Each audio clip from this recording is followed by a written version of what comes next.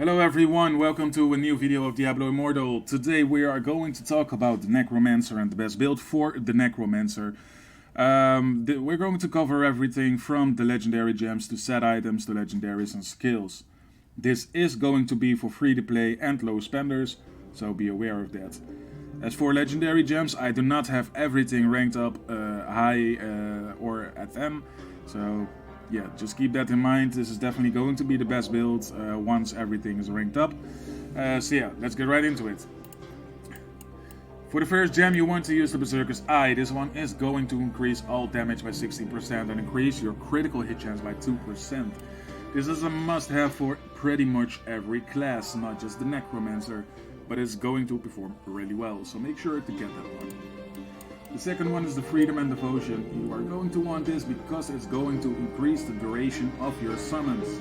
It's also going to increase the damage dealt by those summons, so make sure to get this one as well. The third one is the Everlasting Torment, and this one is going to make your critical hits inflict agony on the enemy for 6 seconds. This one is also going to increase your attack speed, and it has a 20 seconds cooldown, but when you have an opener on a boss, this is going to be really good. This is also going to proc this gem, which is the Pain class. This one is going to increase your damage dealt by 10%, and obviously when you rank it up, it's going to increase more damage. So this one is really good, and make sure to get that one as well. For the next one, we have the Follower's Burden. And basically what this one does, it increases all of your damage dealt by 1.3%, which is obviously going to be higher when you rank it up, as you can see down here, for each summon that you control. It does have a cap, of 8% at the moment, but I do think that it's going to increase since this one is going to increase as well. For the last one, I am using this one, Blood-Soaked Jade, which is going to be the best gem for pretty much every class, mainly because of the movement speed. You want to have the movement speed, and it's also going to increase the damage. However, if you do not have that gem, because that one is not really free to play friendly, if you do not have that one, I would recommend using Bloody Reach. This one is going to increase all of the damage you deal by 2% for every 2 yards between you and the enemy. Obviously, this number is going up as well as you rank up the gem, so it's a great alternative if you don't have the Blood-Soaked Jade. Oh, so that's basically everything that you are going to use as for the gems. Now let's go check out the legendaries, what I'm using. Legendary weapon. Right, so for the headpiece I am using this one, command golem duration is increased. This one is really good because you are going to focus on the golem a lot. As for the shoulders, skeletal mage maximum charge is increased by 1. The cooldown is also reduced because of the essence level. What's it called? Essence Mastery, I think. So yeah, but the normal effect is, yeah, basically just it increases your amount of mages. For the weapon, you want to use the let me try that again. The Molten Golem. This one is going to summon like a Molten Golem nearby, and it's going to burn all enemies, which is also going to trigger the Pain Glass effect, so that's really good. So make sure to get that one as well. The chest, no use. There's no really, there is no, for this build there's no legendary for the chest. So you want to use anything on there, it doesn't matter. As for the leg piece, we are going to use the Dark Curse. It now curses the ground in the area, causing enemies within it to take considerable damage. This one is going to be really good as well. As for the shield, you want this one, as skeletal mages now have a chance to be empowered. Because we are using the shoulders, you can use 2 skeletal mages, which is going to trigger this effect. So yeah, that's basically it for the legendaries. And as for the skills, to match with those legendaries, you're going to want to use the Command Golem, Command Skeletons, Dark Curse, and Skeletal Mage. Those are the 4. And as for the legendary we have, as you can see here, normally it would only trigger this 14k damage. However, with the Lex legendary, we get 36,000, which is really good. Right, and as for the item sets, what you want to use the 4-piece of the Shepherds called the Wolves. It's going to increase all damage dealt by the summons for 15%, and the 4-piece is mainly the big damage increase. It's going to increase the critical hit chance by 3% for each of your summons. You're pretty much always going to have a lot of summons up, so it's going to be an 18% steady crit chance that's going to be increased. As for the 2-piece, what you want to use the War Axe of Shelbaz. It's going to increase the primary attack damage by 15%. That also includes on pets. So the pets are also going to deal 15% more damage on base attacks. As for the stats that I have, the crit chance that I have is 23%. So yeah, this is basically my stats, what I have. As for the Paragon Tree, let me check. I am using the Vanquisher with all of these thingies. The one, if you don't like the Vanquisher, what you can use is Duelist.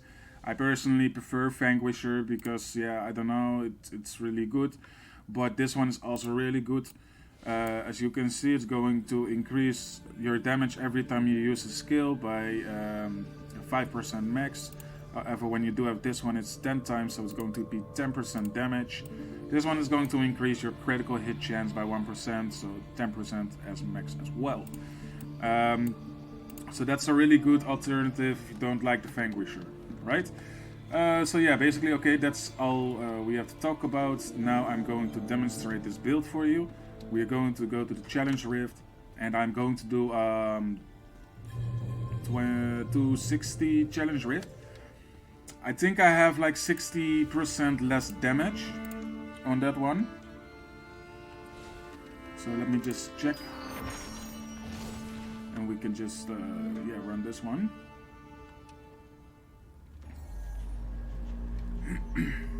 Okay. Let's see the damage reduction. Yeah, okay, so it's 60%. I am renewed. Okay, let's go.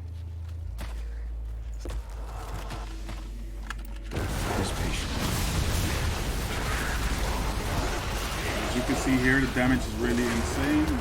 That's killing everything. We're doing a lot of damage. So we're now going to move. I am healed. The shadows rise against monster. I must wait. Here it is.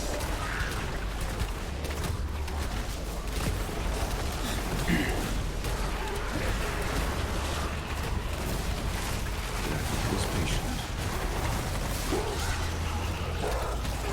One pack. There's more blues here. Oh, the 2 packs. Okay. No, not yet. I'm probably gonna die. Better.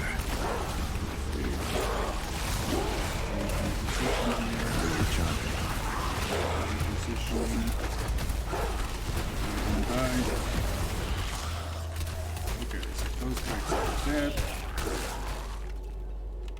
Now we're gonna run through this pack here. Let's just find more blues. When I do see yellow ones, I'm going to skip them. They just take too long to kill, and it's not really that good value, to be honest. Okay, just want to round up everything here. Okay, so actually I'm going to kill all of those. This patient. I am renewed. I was too fast. I'm not really doing anything yet. That ability must recharge. So you can see all of this damage is really good. It's really insane damage. So that's why you want to use this build.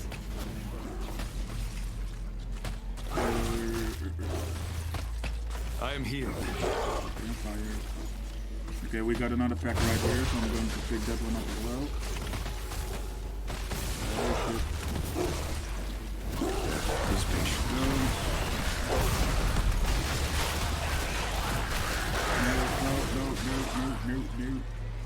I am renewed. I must wait, it seems. My life Okay, I'm dead. fades. Okay, that can happen, of course. It's no problem. We just respawn, we go again. No, not yet. It's just bad positioning on my end. Still recharging. The positioning was really awful there. But either way, once we kill, you see it spawns the boss. Okay, so I'm running away. I want to show you the full damage. So we're going to wait for the 4 skeletons first. And then, yeah, we're gonna go. 2. Okay, 3 is fine. Okay, here we go. Show you the damage. That ability must recharge. Just keep in mind this is with 60% less damage done. Not yet.